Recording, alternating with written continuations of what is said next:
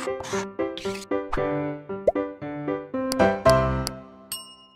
बच्चों, blueprint channel में आपका स्वागत है। मैं अनुज शर्मा। आज हम जो वीडियो लेकर आए हैं उसमें हम रेडॉक्स अभिक्रिया के प्रकार के अध्ययन करेंगे। रेडॉक्स अभिक्रिया के प्रकार। रेडॉक्स अभिक्रिया कुछ अलग अलग प्रकार की होती है, उसमें से हम सभी का एक एक करके स्टडी करेंगे। सबसे पहले योगात्मक अभिक्रिया। जब दो पदार्थ आपस में जुड़ते हैं, जब दो पदार्थों का योग होता है तो उसको हम बोलते हैं योगात्मक अभिक्रिया। जैसे यहाँ पर कार्बन और ऑक्सीजन का योग होता है, कार्बन डाइऑक्साइड बनता है।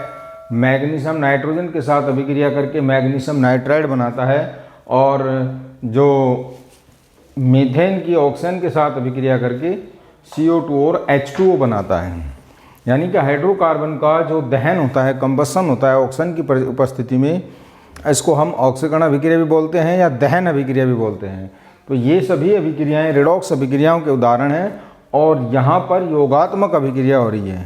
रेडॉक्स अभिक्रिया के उदाहरण किस प्रकार हैं, यहाँ पर हम देख सकते हैं। कार्बन की ऑक्सीकरण अवस्था 0 है, यहाँ पर ऑक्सीजन की ऑक्सीकरण अवस्था भी 0 है, लेकिन यहाँ पर कार्बन की ऑक्सीकरण अवस्था +4 है और ऑक्सीजन की ऑक्सीकरण अवस्था -2 है।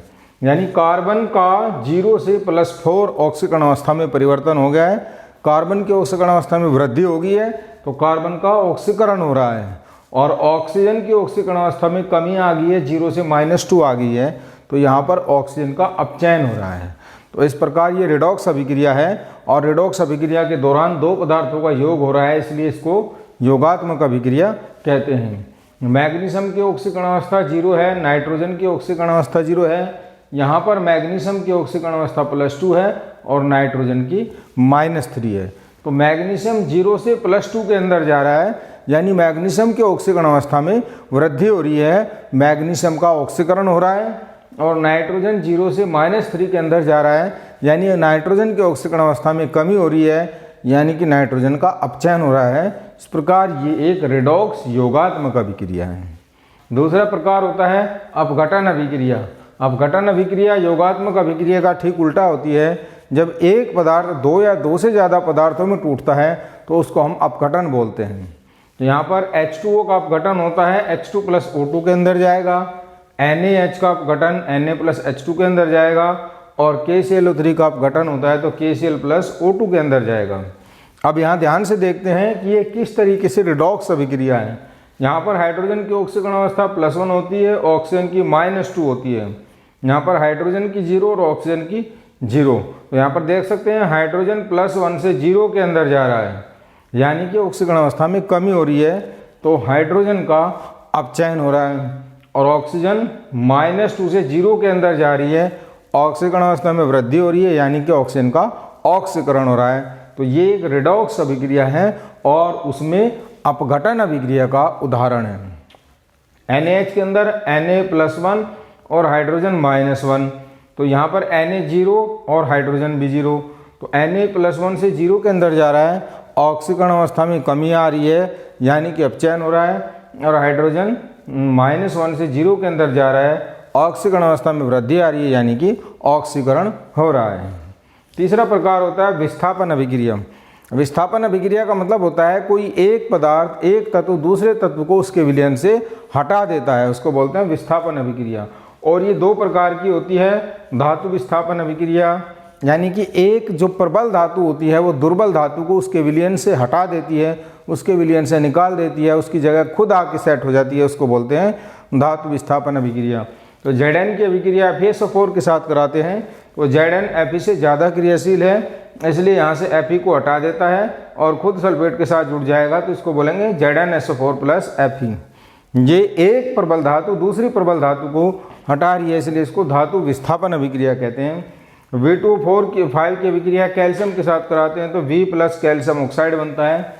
मैग्नीशियम ऑक्साइड की अभिक्रिया सोडियम के साथ कराते हैं तो Na2O + Mg बनता है। और TiCl की अभिक्रिया Mg के साथ कराते हैं तो Ti + MgCl2 बनता है। तो एक प्रबल धातु ने दूसरी प्रबल धातु को उसके विलयन से हटा दिया है, इसलिए इसको धातु विस्थापन अभिक्रिया कहते हैं। और ये भी एक रेडॉक्स अभिक्रिया होती है। देख सकते हैं उदाहरण, यहाँ पर मैग्नीशियम की ऑक्सीकरण अवस्था +2 है, सोडियम की 0 है।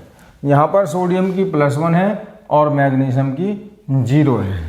तो इस तरीके से देखें, मैग्नीशियम +2 से 0 के अंदर जा रहा है, यानी कि ऑक्सीकरण अवस्था में कमी आ रही है, तो इसका मतलब अपचयन हो रहा है। और सोडियम 0 से +1 के अंदर जा रहा है, यानी कि ऑक्सीकरण अवस्था में वृद्धि हो रही है, यानी कि ऑक्सीकरण हो रहा है। TiCl यहाँ पर +1 है, मैग्नीशियम यहाँ 0 है, Ti यहाँ 0 है, मैग्नीशियम यहाँ +2 है। तो Ti+1 से 0 के अंदर जा रहा है, यानी कि ऑक्सीकरण अवस्था में कमी हो रही है। ऑक्सीकरण अवस्था में कमी का मतलब अपचयन होता है। और मैग्नीशियम 0 से +2 के अंदर जा रहा है, यानी कि ऑक्सीकरण अवस्था में वृद्धि हो रही है, यानी कि यहाँ पर ऑक्सीकरण हो रहा है। दूसरा होता है उदाहरण अधातु विस्थापन, यानी कि धातु जो होती है एक अधातु को उसके विलयन से हटा देती है। जैसे यहाँ पर सोडियम की अभिक्रिया H2O के साथ कराई है, तो सोडियम H2 निकाल देगा, हाइड्रोजन निकाल देगा, जो कि एक अधातु है। यहाँ पर NaOH का निर्माण हो जाएगा। पोटेशियम की अभिक्रिया H2O के साथ कराने पर पोटेशियम हाइड्रोक्साइड +H2 बनेगा। कैल्शियम की अभिक्रिया H2O के साथ कराने पर CaOH2 +H2 बनेगा। इसी प्रकार से एक हैलोजन दूसरे हैलोजन को विस्थापित कर देता है, तो उसको भी हम अधातु विस्थापन अभिक्रिया कहते हैं। यानी कि हैलोजन जो होते हैं ये अधातुएं होती हैं, तो एक प्रबल अधातु दूसरी प्रबल दुर्बल अधातु को उसके विलयन से विस्थापित कर देती है, इसको हम अधातु विस्थापन अभिक्रिया कहते हैं। और हैलोजनों की विस्थापन दर का क्रम होता है F2 > Cl2 > Br2 > I2। तो KBr + Cl2 Br को विस्थापित कर देगी, KCl + Br2 बनेगा। Ki + Cl2 आयोडीन को विस्थापित कर देगी, KCl + I2 बनेगा। Ki + Br2 ब्रोमीन आयोडीन को विस्थापित कर देगी, KBr + I2 बनेगा। तो इस तरीके से हम यहाँ पर दिखा सकते हैं कि ये किस प्रकार एक अपचय अभिक्रिया रेडॉक्स अभिक्रिया है। यहाँ पर आयोडीन की ऑक्सीकरण अवस्था -1 है, Br की 0 है, यहाँ पर Br की -1 है, आयोडीन की 0 है। तो आयोडीन -1 से 0 के अंदर जा रहा है, यानी कि ऑक्सीकरण संख्या में वृद्धि हो रही है। ऑक्सीकरण संख्या में वृद्धि का मतलब इसका ऑक्सीकरण हो रहा है। और Br 0 से -1 के अंदर जा रहा है, यानी कि ऑक्सीकरण संख्या में कमी आ रही है। इसका मतलब ऑक्सीकरण संख्या में कमी का मतलब होता है अपचयन। किसी का भी हम इसी तरीके से ऑक्सीकरण संख्या निकाल के बता सकते हैं कि किस पदार्थ का ऑक्सीकरण हो रहा है और किस पदार्थ का अपचयन हो रहा है। असमानुपातन अभिक्रियाएं। रेडॉक्स अभिक्रियाओं में क्या होता है, किसी भी अभिक्रिया के अंदर एक पदार्थ का ऑक्सीकरण होता है तो दूसरे पदार्थ का अपचयन होता है। लेकिन यहाँ पर असमानुपातन अभिक्रिया में एक ही तत्व का ऑक्सीकरण होता है एवं उसी तत्व का अपचयन होता है। असमानुपातन अभिक्रिया कहलाती है। एक तत्व जिस तत्व का ऑक्सीकरण होता है उसी तत्व का अपचयन होता है। ऐसी अभिक्रियाओं को असमानुपातन या डिस्प्रपोर्शनेशन अभिक्रिया कहते हैं। यहाँ पर उदाहरण के तौर पे हम देख सकते हैं, हाइड्रोजन परऑक्साइड H2O2 का अणु वाटर एवं ऑक्सीजन, जल एवं ऑक्सीजन के अंदर जा रहा है। अगर यहाँ ऑक्सीकरण की बात करें तो यहाँ पर ऑक्सीजन परऑक्साइड के अंदर मैंने बताया था ऑक्सीजन की ऑक्सीकरण अवस्था -1 होती है, तो यहाँ पर इस ऑक्सीजन की ऑक्सीकरण अवस्था -1 है और जल के अंदर इस ऑक्सीजन की ऑक्सीकरण अवस्था -2 है और ऑक्सीजन O2 के अंदर इस ऑक्सीजन की अवस्था 0 है। तो यहाँ पर हम ध्यान दे के देख सकते हैं ऑक्सीजन किस किस के अंदर जा रहा है, ऑक्सीजन -2 के अंदर जा रहा है और 0 के अंदर जा रहा है, यानी -1 से -2 जा रहा है। यहाँ पर ऑक्सीकरण अवस्था में कमी हो रही है और -1 से 0 के अंदर जा रहा है, यहाँ पर ऑक्सीकरण अवस्था में वृद्धि हो रही है। -1 से -2 में जाने पर अपचयन हो रहा है एवं -1 से 0 के अंदर जाने पर ऑक्सीकरण हो रहा है। तो इस अभिक्रिया को हम असमानुपातन अभिक्रिया कहते हैं। यानी H2O2 का जो ऑक्सीजन है वो H2O के अंदर और ऑक्सीजन के अंदर जा रहा है, जिसमें ऑक्सीजन का अपचयन हो रहा है और ऑक्सीजन का ही ऑक्सीकरण हो रहा है। ऐसी अभिक्रियाओं को हम असमानुपातन अभिक्रिया कहते हैं। दूसरा उदाहरण देख सकते हैं, 3I2 + 6OH- ये जाएगा 5I- + IO3- और 3H2O के अंदर।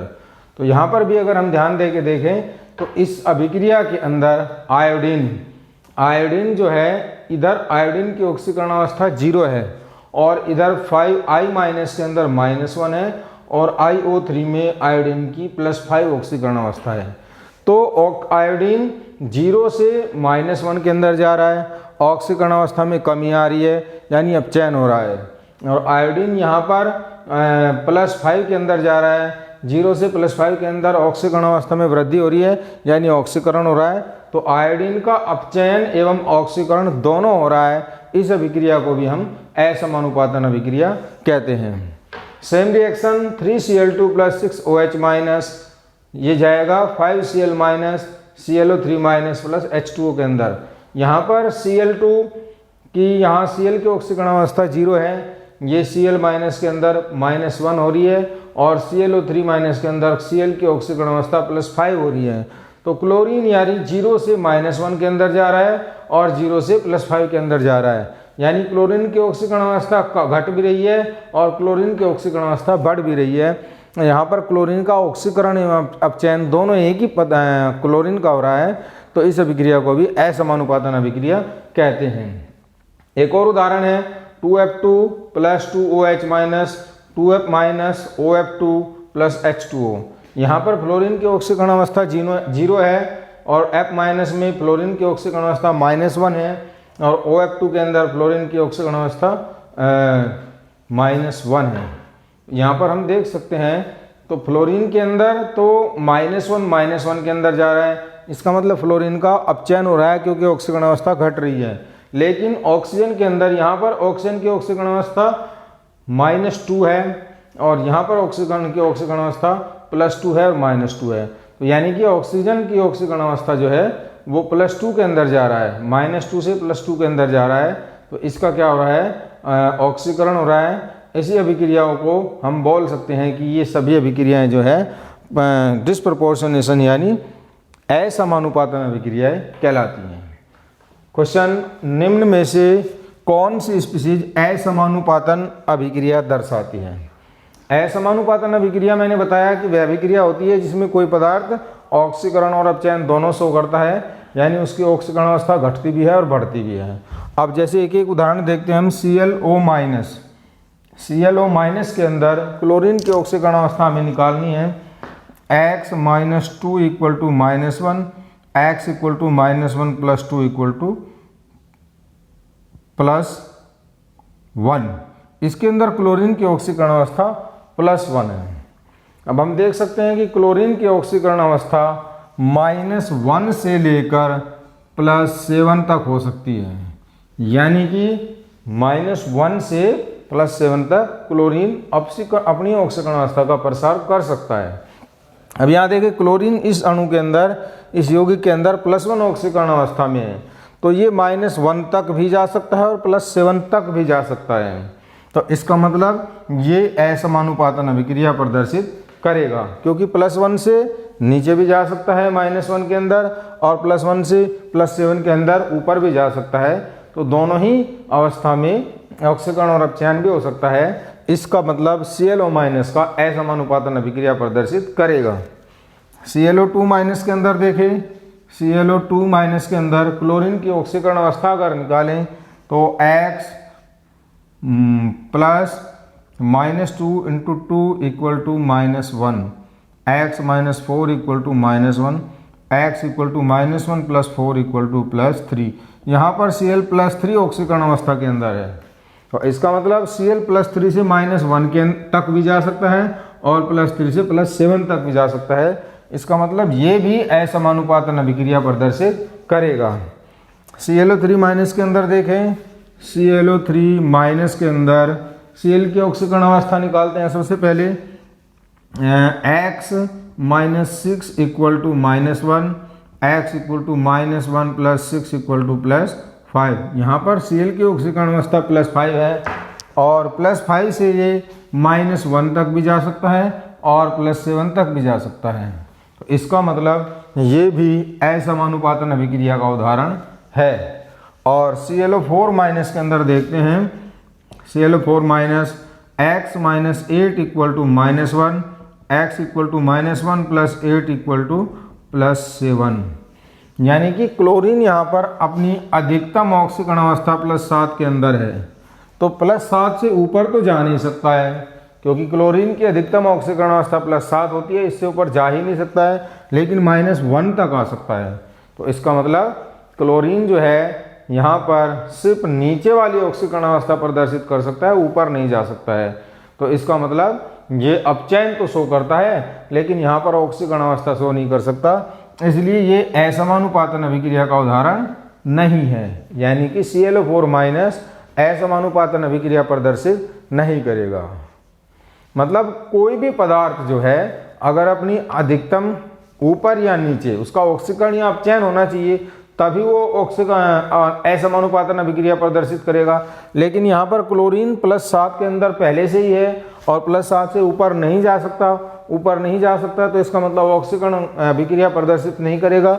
-1 तक नीचे आ सकता है, इसका मतलब अपचयन अभिक्रिया प्रदर्शित करेगा। तो यहाँ पर क्लोरीन का सिर्फ अपचयन हो सकता है, ऑक्सीकरण नहीं हो सकता है। ऑक्सीकारक एवं अपचयक पदार्थ। ऑक्सीकारक पदार्थ वे पदार्थ होते हैं जो दूसरों का ऑक्सीकरण करते हैं और स्वयं का अपचयन करते हैं, और अपचयक पदार्थ वो पदार्थ होते हैं जो दूसरों का अपचयन करते हैं और खुद का ऑक्सीकरण करते हैं।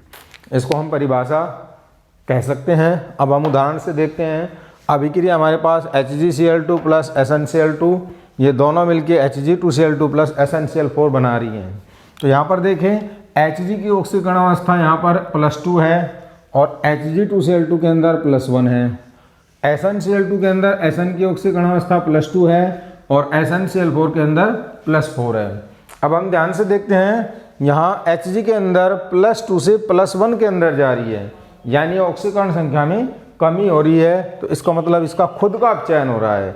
जब इसका खुद का अपचयन हो रहा है तो ये किसी दूसरे का ऑक्सीकरण करेगा, और वो पदार्थ जो दूसरों का ऑक्सीकरण करे, खुद का अपचयन करे, इसका मतलब वो ऑक्सीकारक का काम करेगा।